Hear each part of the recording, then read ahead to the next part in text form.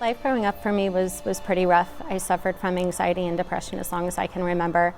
I felt those feelings of anxiety and depression as early as my teen years, and they escalated as I got older. As I entered into college, making an attempt to fit in with the crowd, I had put myself in a pretty dangerous situation with drugs and alcohol, and I ended up being sexually assaulted. And that had a bigger impact on me than I thought it did at the time. I suppressed all of it and just went into a major hole of depression. And I was doing everything in my power to avoid the memories of what had happened. I was having anxiety attacks every time I would try to go to class and basically go around the common areas. So my parents had put me into therapy, at which point I went on medication. Strangely enough, the medication made the situation just much worse for me, where I just didn't want to exist. I had a therapist point out to me once that I watched you go out to your car, and it was the saddest thing I'd ever seen. He said, you kept looking over your shoulder every 3 seconds, and you looked like you were waiting for something to happen to you. And I didn't know that I was doing that. I always knew I was afraid, but I didn't realize that it was visible to the outside world. I was dealing with all of these feelings and this depression and this just sense of absolute loss, and I thought about dying every single day. I didn't want to put my family through that, but at the same time, I didn't care to live at all.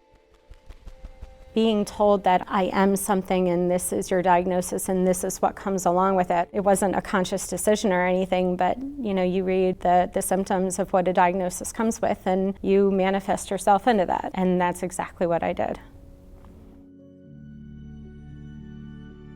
My sister had been training at Tiger Schulman's for about a year, and it had a great impact for her, and she talked very positively about it. She had asked me to come to a class one day, and her being my little sister who I adore, I said yes, really not knowing what I was getting myself into. But it was probably the most physically demanding thing that I had done to that point of my life. But after the class ended and I had a moment to regroup my thoughts, I had realized that everything was silenced. I had a relief that I had never felt before in my entire life. It felt like a drug. It was something I needed to feel again. It's all in our hands, this life of time.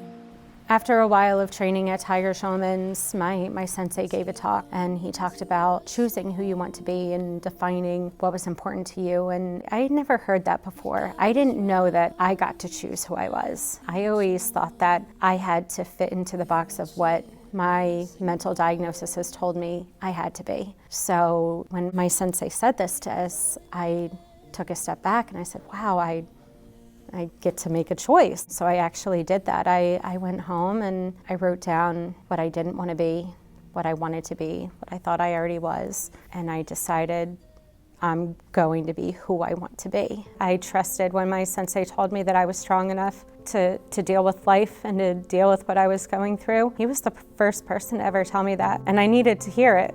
And he said it in a way that I believed it, and it changed my entire life. It wasn't until about 3 years into my training that I started to feel regularly better, and that my therapist and my doctors had seen a difference as well. And the conversation organically came about of me coming off of my medications or lowering them.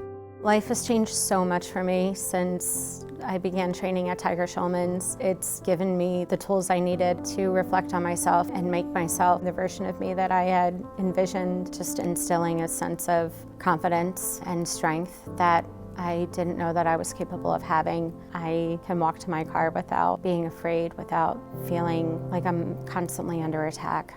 Knowing what I know today, if I had to talk to someone going through just any type of mental struggles, I would say keep fighting. It's so important to fight for yourself, even when you think you're not worth fighting for. Sometimes medication is not the only answer. The physical activity and the discipline of training at Tiger Schulman's, it gave me what I needed to get through the things I was going through in life. And it made it possible for me to be the person that I really wanted to be.